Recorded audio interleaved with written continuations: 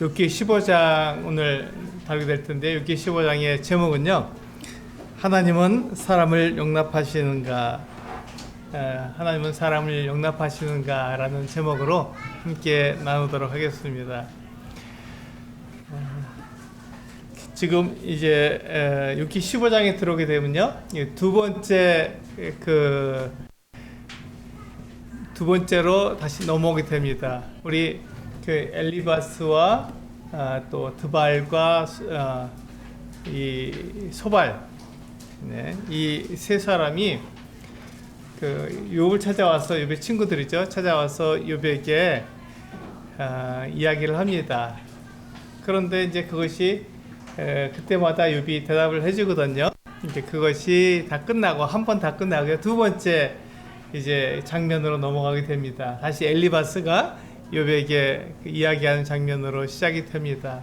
오늘 15장부터 엘리바스가 다시 욥에게 이야기하는데, 엘리바스가 어떤 생각을 갖고 있는지 우리하고 좀 이렇게 비교해 보면 좋겠다 하는 생각을 갖고 있습니다. 엘리바스가 욥에게 이야기하는 걸 잘 들어보면요, 어떤 이야기를 하냐면 권선징악을 가지고 욥에게 이야기합니다. 뭐 권선징악은 좋은 것 아니냐 이렇게 생각할 수 있는데, 좋습니다. 굉장히 좋은 거죠. 그런데 이 권선징악은 어떠한 특징을 갖고 있냐면, 권선징악은 굉장히 도덕적입니다. 그렇죠? 권선징악이란 뜻은 착한 일을 하면 그것을 권하는 거죠. 권선, 그러니까 착한 일을 하도록 권해주고, 징악, 악을 행하면, 나쁜 짓을 하면 징벌한다, 이런 뜻입니다. 그러니까 권선징악은 굉장히 도덕적이지만 또 율법적입니다. 네가 옳은 일을 하지 않고 나쁜 일을 행하면 반드시 벌을 받게 되어 있어 라는 생각을 주장하게 되는 것이죠. 그게 우리하고 좋은 것 아니냐 이런 생각을 가질 수 있는데, 권선징악은 굉장히 율법적입니다. 그러다 보니까 권선징악이 참 좋지만 하나님의 은혜를 받아들이지 못하게 만드는 경우가 있습니다. 권선징악으로 사람을 판단하기 시작하면, 그 틀에 사람을 넣어버리면 하나님의 은혜, 하나님께서는 우리 모든 사람들, 우리가 죄인이잖아요. 사람들 가만히 면면을 살펴보게 되면 모든 사람이 다 죄를 짓는데, 그 죄를 짓는 사람들이 하나님께 나오지 못하게 가로막는 게 바로 이 권선징악이라는 틀입니다. 그 틀을 딱 가지고 사람들을 그 틀 안에 넣어버리게 되면 아무도 하나님께 나올 수 없게 되는 것이죠. 그런데 하나님은 어떤 분이냐면, 우리들에게 은혜를 베푸신 분이잖아요. 우리가 죄를 짓고 우리가 허물을 가졌어도 그것에 대해서 우리를 탓하지 않으시고 그것을 다 용서해 주실 뿐만 아니라 우리를 하나님의 사랑의 대상으로 삼으셔서 영원히 우리와 함께 교제하시는 그런 분이잖아요. 그러니까 오늘 제목처럼 하나님은 사람을 용납하시는가 라는 제목을 제가 가지고 왔는데, 그런 질문을 여러분에게 드린 거예요. 과연 하나님은 사람을 받을 수 있는가 하는 것이죠. 그 엘리바스의 말을 우리가 들어보면, 하나님은 사람을 용납할 수 없는 분으로 우리가 생각할 수밖에 없습니다. 왜냐하면 우리가 모두가 다 죄를 짓기 때문에, 죄를 가지고 있으면 하나님께 나아갈 수 없잖아요. 그래서 그것이 굉장히 어려운, 내가 깨끗해야만 하나님께 나아갈 수 있고, 내가 죄를 짓지 않아야만 하나님께 나아갈 수 있는데, 하나님이 과연 그런 분이신가라는 그 같은 우리가 그 퀴션 마크를, 물음표를 달고 제가 제목을 달아봤습니다. 우리 한번 사도행전 말씀을 한번 읽어볼까요? 우리 욥기 15장 말씀을 들어가기 전에 우리 사도행전 15장 말씀을 먼저 한번 읽어보겠습니다. 사도행전 17장 22절에서 31절까지에 있는 우리 주보에 나와 있습니다. 말씀을 통해서 우리 한번 같이 보시겠습니다. 사도행전 17장 22절에서 31절까지에 있는 말씀을 함께 나눠보도록 하겠습니다. 같이 읽겠습니다. 시작. 바울이 아레오바고 가운데 서서 말하되 아덴 사람들아 너희를 보니 범사에 정교심이 많도다. 내가 두루다니며 너희가 위하는 것들을 보다가 알지 못하는 신에게라고 새긴 단도 보았으니 그런즉 너희가 알지 못하고 위하는 그것을 내가 너희에게 알게 하리라. 우주와 그 가운데에 있는 만물을 지으신 하나님께서는 천지의 주제시니 손으로 지은 전에 계시지 아니하시고 또 무엇이 부족한 것처럼 사람의 손으로 성경을 받으시는 것이 아니니 이는 만민에게 생명과 호흡과 만물을 신이 주시는 이심이라. 인류의 모든 족속을 한 혈통으로 만드사 온 땅에 살게 하시고 그들의 연대를 정하시며 거주의 경계를 한정하셨으니 이는 사람으로 혹 하나님을 더듬어 찾아 발견하게 하려 하심이로되 그는 우리 각 사람에게서 멀리 계시지 아니하도다. 그를 힘입어 살며 기동하며 존재하느니라. 너희 시인 중 어떤 사람들의 말과 같이 우리가 그의 소생이라 하니 이와 같이 하나님의 소생이 되었은즉 하나님을 금이나 은이나 돌에다 사람의 기술과 고안으로 새긴 것들과 같이 여길 것이 아니니라. 알지 못하던 시대에는 하나님이 간과하셨거니와 이제는 어디든지 사람에게 다 명하사 회개하라 하셨으니 이는 정하신 사람으로 하여금 천하를 공의로 심판한 날을 작정하시고 이에 그를 죽은 자 가운데서 다시 살리신 것으로 모든 사람에게 믿을 만한 증거를 주셨음이니라 하니라. 네, 좀 길었죠? 이 긴 말씀인데 이게 우리에게 우리가 반드시 기억해야 될 그 같은 내용입니다. 우리 27절에 보시면 이는 사람으로 혹 하나님을 더듬어 찾아 발견하게 하심이로되 그는 우리 각 사람에게서 멀리 계시지 아니하도다.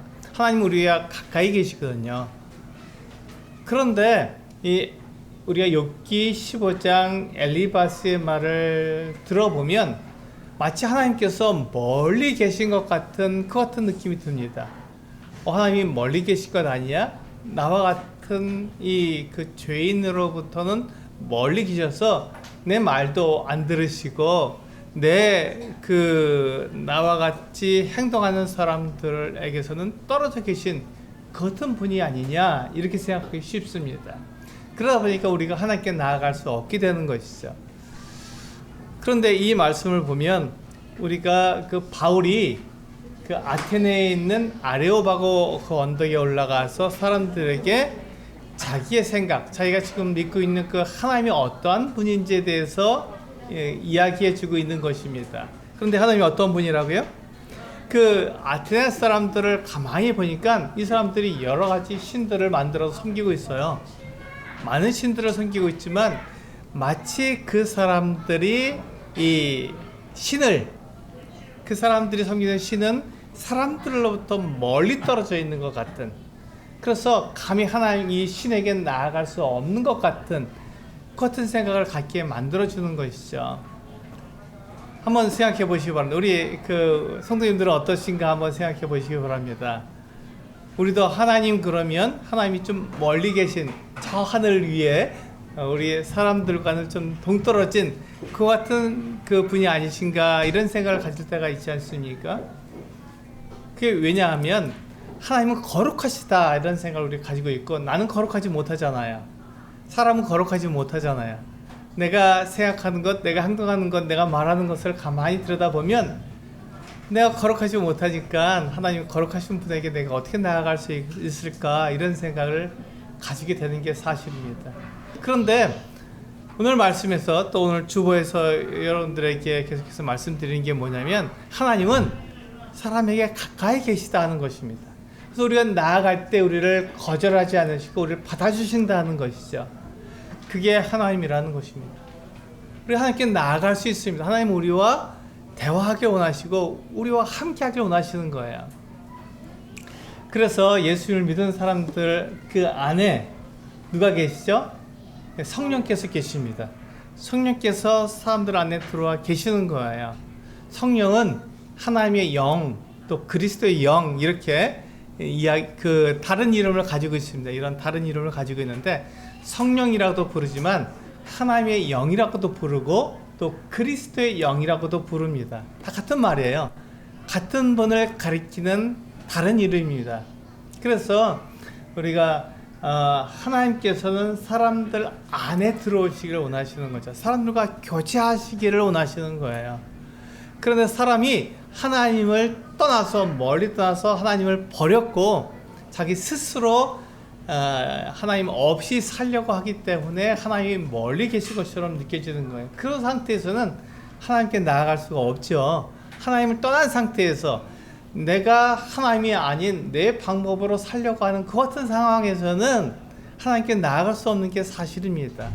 그렇게 자꾸 막히는 거예요. 그런데 내가 하나님께서 말씀하신 대로 하나님의 그 아들 예수 그리스도를 믿은 후에는 하나님의 아들께서 나의 모든 죄를 다 용서해 주셨기 때문에 내가 하나님께 나아가는 것에 대해서 하나님께서 기뻐하시고 나를 받아주시는 것이죠.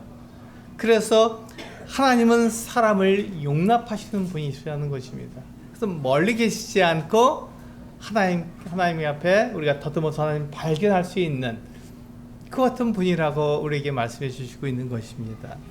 이것을 기억하시면서 욥기 15장을 읽으셔야만 문제가 없습니다. 우리 한 말씀 더 볼까요? 이사야서 55장 6절과 7절 말씀을 한 번 더 보시겠습니다. 하나님께서 우리에게 가까이 계신가? 그렇지 않은가? 아까 우리가 이제 봤던 사도행전 말씀은 신약 말씀인데 과연 구약에는 어떤가? 그냥 구약 성경도 우리들에게 마찬가지 이사야 선지자를 통해서 하나님의 그 뜻, 하나님의 그 생각을 우리에게 말씀해 주시고 있는데 우리 주보에 있는 대로 이사야서 55장 6절과 7절 같이 한번 읽어보겠습니다. 시작. 너희는 여호와를 만날 만한 때에 찾으라. 가까이 계실 때 그를 부르라. 악인은 그의 길을, 불의한 자는 그의 생각을 버리고 여호와께로 돌아오라. 그리하면 그가 긍휼히 여기시리라. 우리 하나님께로 돌아오라. 그가 너그럽게 용서하시리라. 그렇습니다. 여기 보시면 가까이 계시잖아요. 하나님은 우리 사람들에게서 멀리 계시지 않고 가까이 계신다고 말씀하고 있습니다. 그러니까 하나님께서 우리에게 가까이 계실 때, 그분을 찾을 수 있을 때, 그분에게 우리가 말할 수 있을 때 그분에게 말씀을 드리라는 것이죠. 근데 우리가 하나님을 떠나서 멀리 가다 보면은 하나님이 없다고 말하고 우리가 하나님이 없이 살다 보면은 하나님께 나아갈 수 없는 게 사실이에요. 우리가 그 같은 삶을 사니까, 하나님 없이 사니까, 하나님 떠나서 사니까. 그런데 하나님께서는 우리와 가까이 계시고 우리의 이야기를 듣고 계시고 우리가 하나님께 원하는 모든 것들을 하나님은 다 들으신다는 것이죠. 그래서 이사야 선지자는 그렇게 말씀하고 있습니다. 너희는 여호와를 만날 만한 때 찾으라. 가까이 계실 때 그를 부르라. 그러면서 7절에서 너희는 악인은 그의 길을, 불의한 자는 그의 생각을 버리고 여호와께로 돌아오라. 여호와께로 돌아갈 수 있다는 것입니다. 그런데 악인이 그 악한 일들을 버려야 되죠. 그 악한 생각을 버려야 합니다. 하나님 떠나서 내 마음대로 살려고 하는 것 같은 생각을 버려야 합니다. 그러면 하나님께서 우리를 받아주시고 우리를 용서해 주신다는 것입니다. 이게 하나님의 마음입니다. 우리 욥기 15장은요 두 부분으로 나누어 볼 수 있습니다.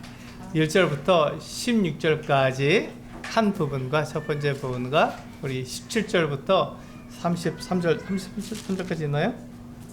35절까지 두 번째 부분으로 우리 볼 수 있습니다. 이렇게 둘로 나눠서 보게 되고요.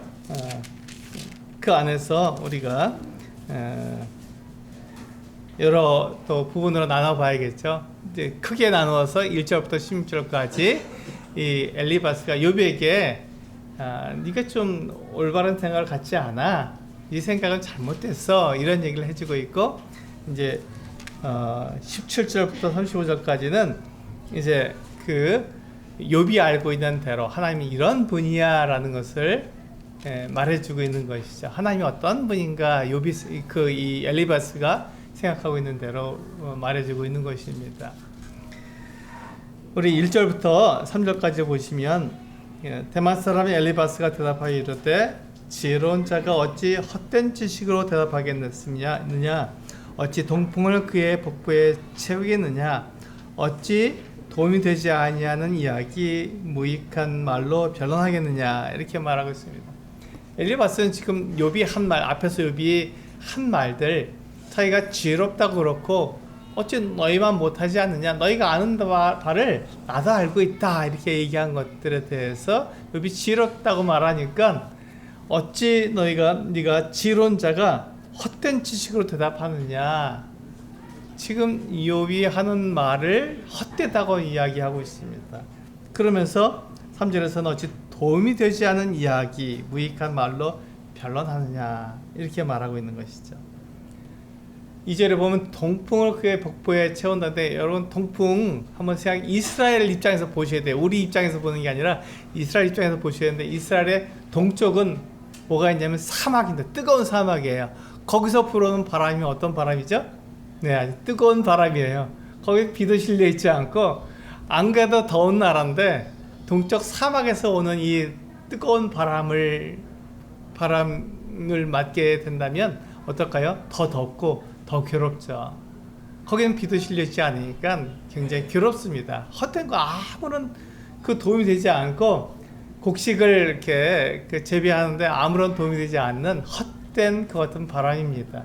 서풍이 불어야 지중해에서 불어오는 그 바람이 불어야 비도 있고 시원한데 동풍이 부니까 굉장히 괴롭죠. 그것처럼 동풍을 어찌 배에 가득하게 실키느냐 이렇게 얘기하고 있는 것입니다. 그러니까 지금 엘리바스는 욥에 대해서 굉장히 강하게 질책하고 있는 것이죠. 욥이 한 말에 대해서 질책하고 있는 것입니다. 4절부터 6절까지 보시면 참으로 내가 하나님 경외한 일을 그만두어 하나님 앞에 묵도하기를 그치게 하는구나. 내 죄악이 내 입을 가르치다니 내가 간사한 자의 혀를 좋아하는구나. 너를 정죄한 것은 내가 아니요 내 입이라. 내 입술이 내게 불리하게 증언하느니라. 가만히 보시면 지금 제가 말씀드린 대로 엘리바스가 욥을 계속해서 공격하고 있는 내용입니다. 여기 보시면 욥이 어떻게 말을 한다고요? 네, 내 죄악이 4절에 보시면 내가 하나님 경외한 일을 그만두어 하나님 앞에 묵도하기를 그치게 한다. 욥이 지금 어떤 말을 하냐면 나는 아무 죄가 없는데 하나님이 나에게 진노하시고 나에게 벌을 주셔. 하나님 참 이해할 수 없는 분이야 이렇게 말을 하죠. 그런데 권선징악이라고 하는 틀 속에 그 틀 속에서 이 엘리바스가 보고 있잖아요. 엘리바스가 그 욥을 딱 바라보면 무슨 소리 하는 거야? 하나님이 너에게 벌을 주시고 너를 괴롭히시는 것이 잘못됐다고 그런 일은 있을 수가 없지. 하나님이 얼마나 거룩하신 분인데 얼마나 완벽하신 분인데 네가 숨겨둔 죄가 있으니까 하나님께 너를 벌하시는 거잖아. 하나님께서 어찌 악하지 않은 사람을 위해 어찌 벌하실까? 네가 잘못된 거야. 어떻게 하나님이 잘못됐다고 말해?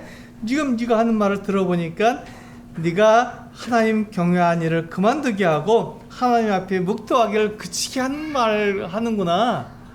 넌 잘못됐어. 이렇게 말하는 것이죠. 그 엘리바스가 가지고 있는 권선징악이라고 하는 그 틀은 욥이 하는 말, 욥이 하나님이 뭔가 좀 잘못하시는 것 같아 라는 말을 받아들일 수 없게 만드는 것이죠. 물론 하나님이 잘못하시는 것이 없으시죠. 그래서 우리가 욥기 1장과 2장을 잘 기억해야 한다고 말씀을 드린 것입니다. 지금 하나님께서는 욥을 자랑하고 계시잖아요. 사탄에게 욥을 자랑하고 계시고 욥이 얼마나 그 신실한 신앙을 갖고 있는데 라고 그 욥의 믿음을 자랑하고 계시는데 그렇기 위해서 욥을 지금 시험하시는 거잖아요. 사탄에게 내어주어서 한번 시험해봐라. 아무 문제 없다 이렇게 얘기하시는 건데 그것에 대해서 지금 욥도 이해를 못하는 거예요. 그걸 모르니까 하나님의 그 하늘에서 일어난 일들을 모르니까 욥이 지금 왜 하나님 내가 아무 죄를 짓지 않는데 나에게 이 같은 벌을 하십니까? 라고 그가 궁금해하고 그런데 욥의 친구들은 어떻게 생각하죠? 있을 수가 없어. 네가 잘못하니까 하나님께서 너를 벌하시는 거지. 이렇게 권선징악의 그 틀 속에서 욥을 바라보고 있는 것이죠. 그러니까 이게 욥이 잘못하는 거예요. 욥이 하나님의 은혜를 말하고 있는데 욥의 친구인 엘리바스는 그것을 다 이해하지 못하고 욥이 무조건 잘못했다고, 네가 그렇게 말해서는 안 되는 거지 라고 말할 수밖에 없는 것이죠. 그래서 5절에 보시면 내 죄악이 내 입을 가르치니 내가 간사한 자의 혀를 좋아하는구나. 네가 말하는 게 정말 맞지 않아. 어떻게 그런 말해서 네가 하나님보다 더 의롭다고 말하는 거야. 이렇게 지금 엘리바스가 욥에게 이야기해 주는 거죠. 그런데 하나님은 우리를 받으십니까? 예, 사람을 받으시는 거예요. 우리의 그 연약함을 아십니까? 아시죠? 우리의 죄악됨을 아실까요? 아십니다. 그럼에도 하나님은 우리를 받으시는 거거든요. 이게 하나님의 은혜인데 그 은혜를 엘리바스는 그 세상이 가르쳐주는 그 같은 권선징악이라고는 그 도덕적인 잣대, 율법적인 잣대로 이 욥을 재고 있기 때문에 욥이 하는 말을 절대로 인정할 수가 없는 것이죠. 그래서 욥이 엘리바스가 네가 잘못 말하는 거야. 나는 죄를 범한 적이 없어 라고 말하는 그것이 내가 너를 정죄하는 것이 아니라 네 입이 하나님이 잘못했다는 그 입이 잘못된 거야 하고 말을 하는 것이죠. 7절을 보시면 7절부터 우리 10절에 보시면 내가 제일 먼저 난 사람이냐? 산들이 있기 전에 내가 출생하였느냐? 하나님의 오명하심을 내가 들었느냐? 지혜를 홀로 가졌느냐? 내가 아는 것을 우리가 알지 못하는 것이 무엇이냐? 내가 깨달은 것을 우리가 소유하지 못하는 것이 무엇이냐? 우리 중에는 머리가 흰 사람도 있고 연로한 사람도 있고 내 아버지보다 나이가 많은 사람도 있느니라. 그렇죠. 엘리바스는 지금 나이가 많을수록 지혜가 많다고 이야기하는 것입니다. 당연하죠. 경험이 많으니까. 그런데 이 경험이 많다고 해서 지혜가 많다고 해서 꼭 하나님을 아는 것은 아니잖아요. 욥의 말이 욥이 어떤 말을 하는지 이 엘리바스가 들어봐야 되고, 엘리바스가 욥의 친구라고 하면 또 욥을 신뢰한다고 하면 어떻게 되죠? 욥이 하는 말을 들어보고 욥이 정말 죄가 없다고 하는 말에 대해서 신뢰하고, 그럼 하나님께서 왜 너를 그렇게 괴롭히며 너에게 있는 모든 고난을 너에게 주셨는지 한번 우리 생각해보자, 하나님께 물어보자, 이렇게 나왔어야 되는데, 이 엘리바스가 가지고 있는 이 틀, 세상이 그게 가르쳐준 이 권선징악이라고 하는 틀, 율법적이고 도덕적인 틀은 결코 엘리바스가 욥을 용납하지 못하게 만드는 거예요. 욥이 말하는 그 하나님을 엘리바스가 받아들일 수 없게 되는 것입니다. 그래서 욥, 네가 잘못하는 거야. 그 눈으로만 욥을 바라보는 것이죠. 욥이 잘못한다고만 생각하니까 욥을 지금 그 나무라고 있는 것입니다. 너보다 네가 제일 먼저 태어난 사람이냐? 네가 그렇게 나이가 많냐? 네가 그렇게 지혜가 많냐? 이렇게 얘기하는 거죠. 그럼 네가 지혜가 있다고 하는데 네가 아는 것을 우리가 알지 못하는 것이 뭐가 있느냐? 다 우리도 지혜롭다. 우리의 지혜가 얼마나 놀라운데, 이렇게 말하고 있습니다. 그러면서 우리 중에는 머리가 흰 사람도 있고 연로한 사람도 있고 내 아버지보다 나이가 많은 사람도 있다. 그러니까 지혜로운 사람들이 많이 있는데 네가 지혜롭다고 하니까 우습구나, 네가 잘못된 지혜를 가지고 있으니 우습구나, 이렇게 엘리바스가 이야기하고 있는 것입니다. 우리가 어떠한 우리가 어떠한 그 어떤 생각을 가지고 세상을 바라보고 하나님을 바라보고 있는지, 또 성도들을 바라보고 있는지 우리가 생각해 봐야 합니다. 나는 정말 하나님의 은혜를 가지고 성도들을 바라보고 있는지, 성도들의 그 같은 실수와 잘못, 또 죄에 대해서도 내가 용납할 수 있는지.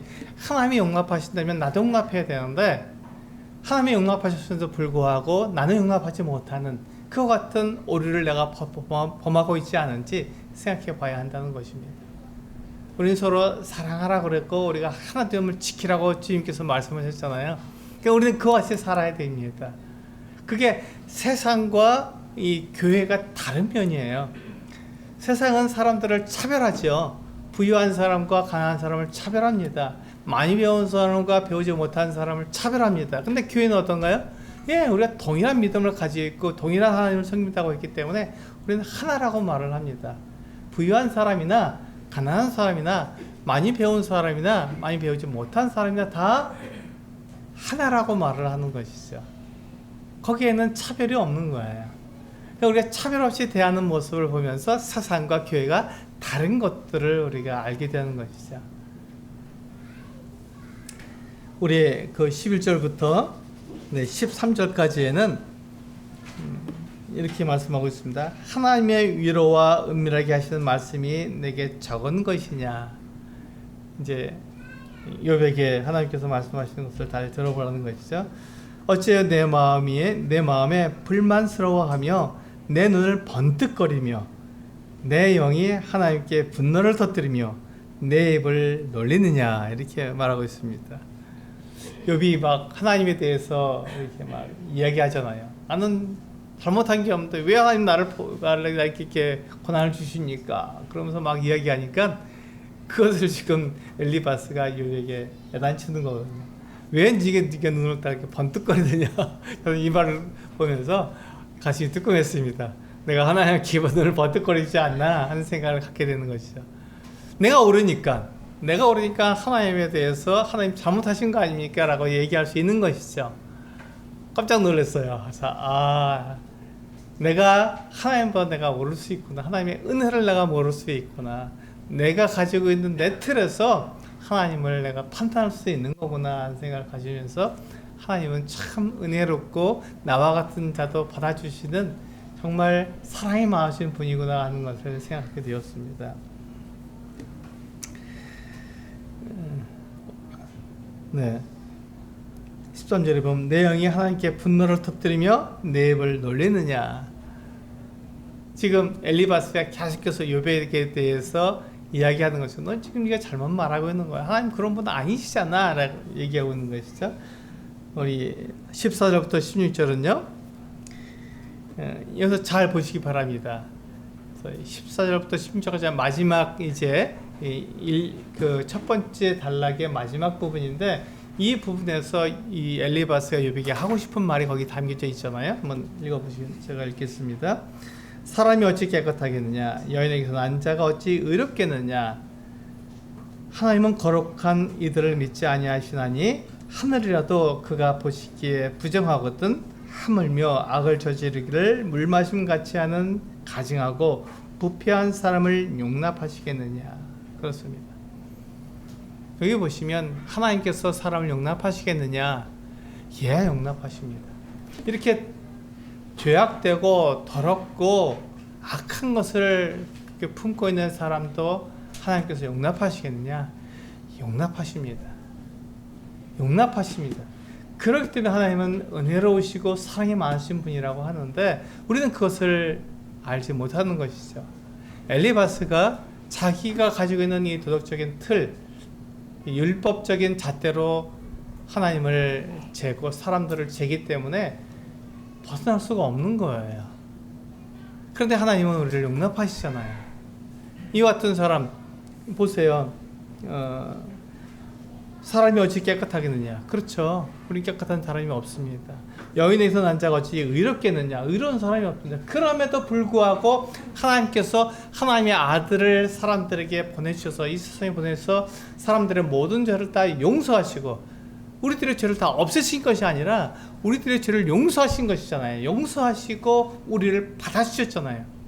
우리가 죄가 있음에도 불구하고 그걸 아심에도 불구하고 우리를 받아주셨어요. 왜냐하면 그 아들 예수 그리스도께서 우리의 죄를 용서하셨기 때문에 우리를 얼마든지 받아줄 수 있는 것이고 우리 안에 성령을 넣어줄 수 있는 그 같은 조건이 되는 것이죠. 그래서 우리는 하나님과 가까운 상태가 된 것입니다. 하나님이 내 안에 계시고 내가 하나님 안에 거할 수 있는 것 같은 상황이 된 것이죠. 이것이 지금 욥기 15장이 우리에게 이야기해주고 있는 내용입니다.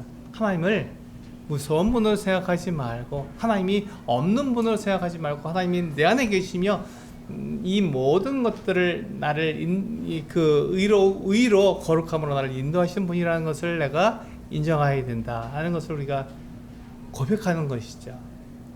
하나님 결코 우리에게서 멀리 계시지 않습니다. 16절에 보시면 하물며 악을 저지르기를 물마심 같이 하는 가증하고 부패한 사람을 용납하시겠느냐. 누가 율법의 잣대로 도덕의 잣대로 보게 되면 결코 하나님께서 이와 같은 사람들을 용납할 수가 없죠. 받아들일 수가 없습니다. 그런데 하나님의 은혜, 하나님의 사랑으로 보게 되면 그와 같은 사람들을 받아주시는 것입니다. 이게 하나님이십니다. 이분이 하나님이시죠. 그러니까 우리가 하나님이 멀리 계시고 나하고는 전혀 다른 분이라고 생각할 필요가 없는 거예요. 하나님은 거룩하시지만 우리를 사랑하시는 분이시고, 하나님은 완전하시지만 우리를 받아서 하나님의 어떤 사랑 가운데 우리가 들어서 하나님을 알고 배우고 하나님이 어떠한 분인지 우리가 알므로써 우리의 삶도 그렇게 하나님처럼 그렇게 거룩하고 완전하게 변해갈 수 있도록, 예수 그리스도의 그 장성한 분량에 이르도록 우리를 성장하도록 우리를 만들어 주시는 것이죠. 그게 하나님이십니다. 하나님께서 우리에게 베푸신 은혜와 사랑이시죠. 이제 두 번째 부분으로 가서 17절부터 35절까지 있는데, 이제부터는 이 엘리바스가 알고 있는 그 하나님에 대해서 욥에게 가르쳐 줍니다. 여기서 보면은 엘리바스가 뭘 오해하고 있는지 우리가 분명히 알 수 있겠죠. 우리가 그 생각을 가지고 이 말씀을 봐야 합니다. 우리 17절부터 19절까지 보겠습니다. 내가 내게 보이니 내게서 들으라. 내가 본 것을 설명하리라. 이제 엘리바스가 자기가 알고 있는 것을 설명해 줍니다. 이는 곧 지혜로운 자들이 전하여 준 것이니 그들의 조상에게서 숨기지 아니하였느니라. 이 땅은 그들에게만 주셨으므로 외인은 그들 중에 왕래하지 못하였느니라. 여기 보시면 지금 이 엘리바스가 욥에게 설명해 주고 있는 이 하나님에 대해서는요, 하나님의 말씀에서 그가 깨달은 것이 아니라 지혜로운 자에게서 배운 것. 우리 18절에서 18절에서 이렇게 말씀하고 있죠. 이는 곧 지혜로운 자들이 전하여 준 것이니 그들의 조상에서 숨기지 아니하였다라고 얘기하고 있어요. 그러니까 지금 이 엘리바스는 이 세상에서 하나님을 지롭게 아는 사람들의 말을 종합해 본 거예요. 하나님이 이런 분이다라고 얘기했죠. 그렇습니다. 이 세상에 살고 있는 많은 사람들이 그들의 신을 생각하고 그들의 하나님을 생각했을 때 하나님은 어떤 분이라고요? 사람하고 다른 분이다. 그러니까 율법적이고 도덕적인 분일 수밖에 없다. 맞죠? 하나님은 거룩하신 분이라는 게 맞습니다.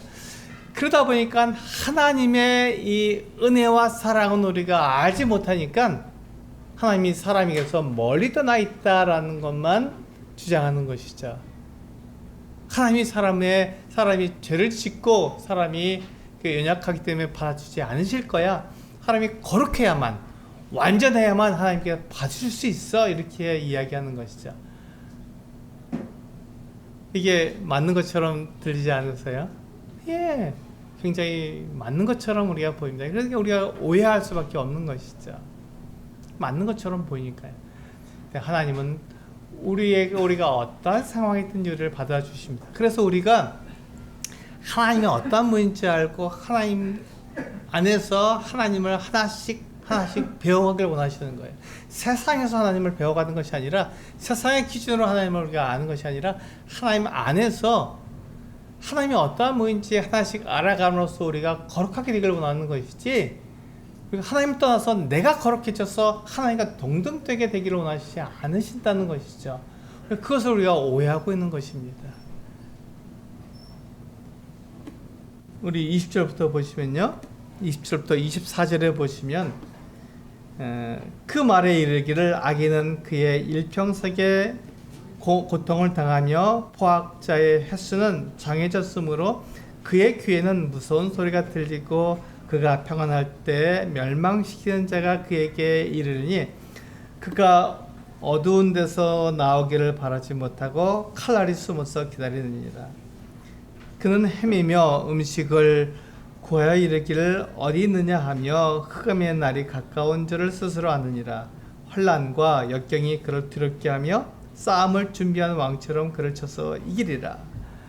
이 지금 가만히 보시면 지금 누구를 말하는 것 같아요? 욥의 그 어떤 상황을 그대로 대입시키고 있습니다. 욥이 죄인이라는 것을 그대로 대입시키고 있는 거예요. 그래서 욥의 너의 상황을 봐라. 네가 지금 처한 상황을 봐라. 네가 고난받고 있지 않느냐? 네가 부유하다 그렇지만 네가 지금 다 완전히 다 잃어버리고 네가 그렇게 고난 고통 중에 있지 않느냐? 하나님께서 너를 치신 것이다. 네가 죄인이기 때문에 하나님께서 너를 갖다 이렇게 벌하신 것이다. 이렇게 얘기하고 있는 거예요. 그러니까 이 엘리바스가 욥을 얼마나 지금 공격하고 있는 건지 우리가 알아야 됩니다. 왜 그렇죠? 네, 이 엘리바스가 보고 있는 그 눈, 그 시각, 그 잣대가 세상의 잣대이기 때문에 하나님을 알지 못하는 잣대이기 때문에 그렇다는 것입니다. 하나님을 알지 못하기 때문에 그렇습니다. 우리 성경에 나와 있는 대로 하나님이 어떤 분인지 우리는 정확히 알아야 됩니다. 하나님이 어떤 분인지 성경이 우리에게 말해주고 있거든요. 성경은 하나님께서 사랑이시라고 분명히 말씀하고 있지 않습니까? 우리 죄인들을 받으셨다고 얘기하고 있지 않습니까? 그래서 구약 성경에 보시면 레위기를 보시면 레위기에서 제사법이 있어요. 왜 제사를 드리죠? 왜 이스라엘 백성들을 받으셨는데 왜 하나님께서는 레위기에서 제사를 드려라 이렇게 말씀하고 있죠? 예, 이스라엘 백성들이 실수하고 잘못하고 죄를 지으니까 그걸 용서해 주기 위해서 제사를 드리라는 제사법도 말씀해 주고 있는 거예요. 너희가 거룩하게 살아라 말씀하고 있지만 너희가 사람이 거룩하지 못하다는 걸 하나님께서 아시기 때문에 거룩하지 못한 사람들이 하나님께 나올 수 있는 방법, 그것이 바로 제사다 이렇게 말씀하고 있는 거죠. 그것이 결국에는 하나님께서 이 사람들이 그 제사를 통해서 거룩하지 못하고 완벽하지 못하니까 하나님께서 완벽한 제물을 준비해 주셨잖아요. 이게 하나님의 아들이시죠. 하나님의 아들을 보내주셔서 단번에 영원히 단 한 번의 제사로 완전하게 거룩하게 사람들을 만들어 주셨습니다. 그게 하나님께서 사람들을 사랑하시는 방법이에요. 그래서 우리는 그 예수 그리스도를 믿음으로 우리의 모든 죄가 다 용서됐고 우리가 거룩하게 되었으며 그래서 하나님과 우리가 교제할 수 있는 그 같은 상태가 된 것입니다. 우리의 죄가 없어진 게 아니라 하나님께서 우리 죄를 용서하신 거잖아요. 용서해 주셨어요. 그래서 우리가 하나님께 나아갈 수 있게 된 것이죠. 그게 바로 이 성경에서 말하고 있는 하나님이시며 하나님께서 우리를 대하시는 방법입니다. 네, 우리 25절부터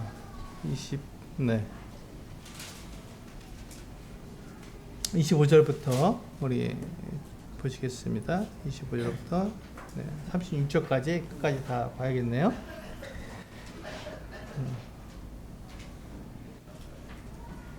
26절부터 35절까지입니다.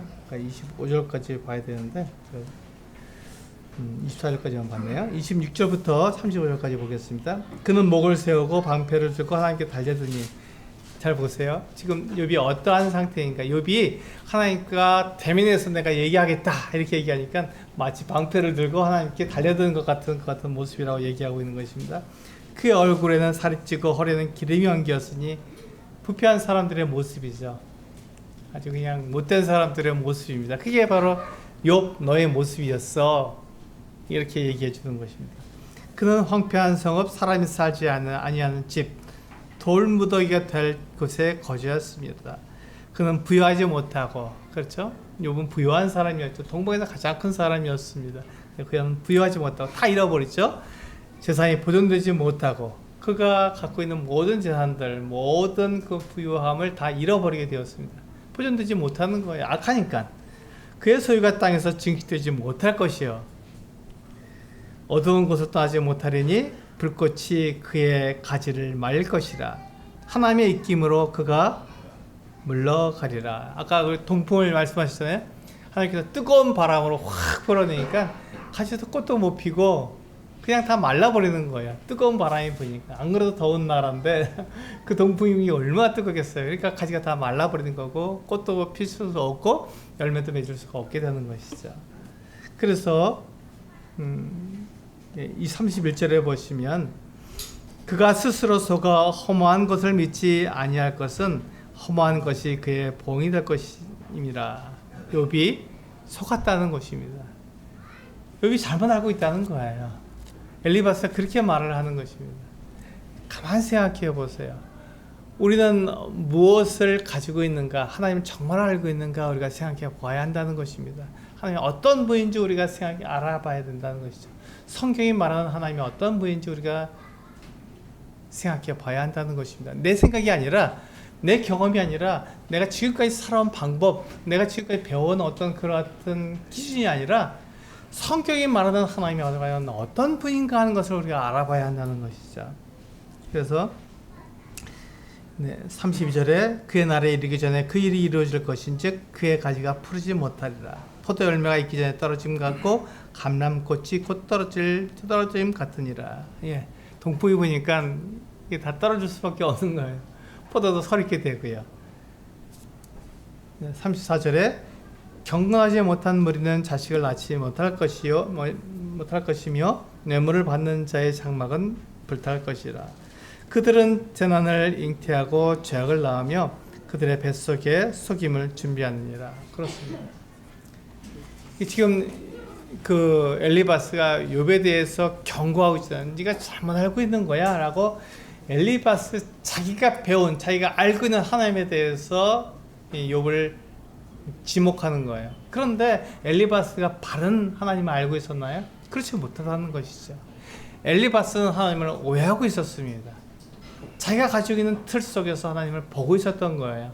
성경이 말하는 하나님이 아닌 세상에서 가르쳐준 그가 배운 그의 지식, 지혜, 그의 경험을 통해서 하나님을 알고 있었기 때문에 그가 욥이 말하고 있는, 욥도 몰랐던 거죠. 욥도 실수했어요. 왜 하나님이 나를 괴롭게 하십니까? 라고 하나님이 욥을 괴롭게 하시는 게 아니라 오히려 욥의 신앙을, 그의 믿음을 자랑하고 있었잖아요.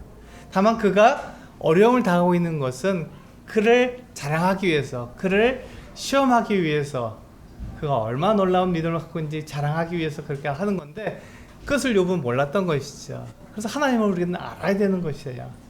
그런데 욥이 말하는 그와 같은 하나님의 은혜, 거기서 은혜를 발견해야 되는데 그것을 발견하지 못하고 이 엘리바스는 하나님께서 은혜롭지 못하시다라는 것을 이야기하고 있는 것입니다. 하나님이 은혜롭지 않다, 하나님 거룩하시고 그냥 완전하시다, 우리도 완전하고 우리가 거룩해야만 하나님을 만날 수 있다, 이렇게 얘기하는 것이죠. 내가 세상에서 거룩해질 수 없잖아요. 완벽할 수 없습니다. 우리 디모데전서 6장 17절에서 19절 말씀을 보시겠습니다. 디모데전서 주보에 보시면 나와 있죠. 같이 한번 읽어보겠습니다. 디모데전서 6장 17절에서 19절. 시작.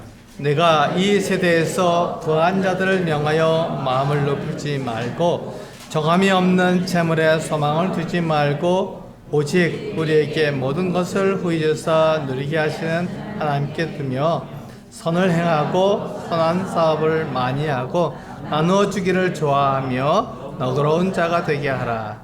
이것이 장래에 자기를 위하여 좋은 터를 쌓아 참된 생명을 취하는 것이니라. 바울이 디모데에게 이와 같이 편지하고 있습니다.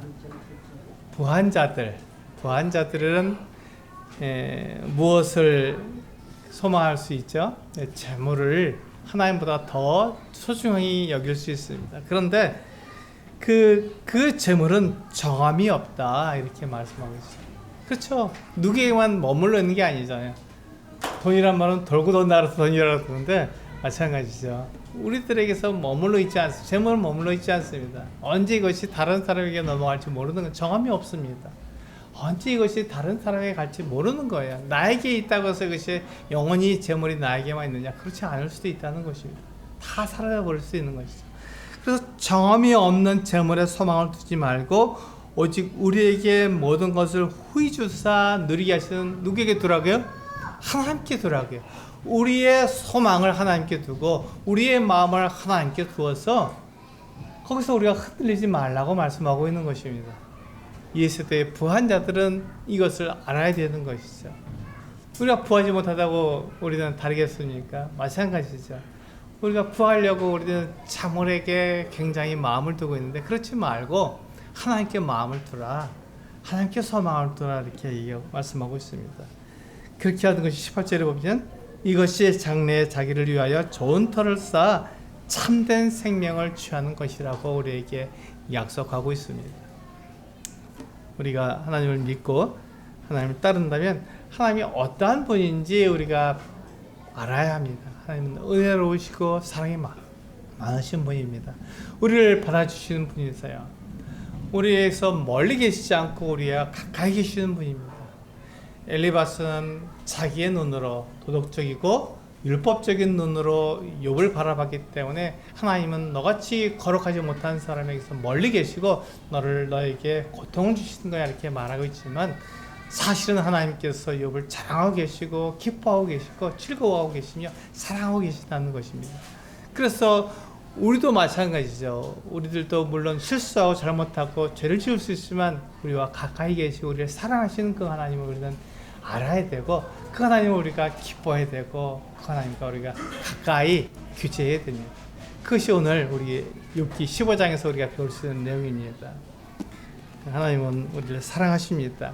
그것을 알고 이 세상이 가르쳐주는 것이 아니라 성경이 가르쳐주는 하나님을 통해서 우리가 이 세상을 이겨나가는 우리 성도님들 되시기를 원합니다. 기도하시겠습니다.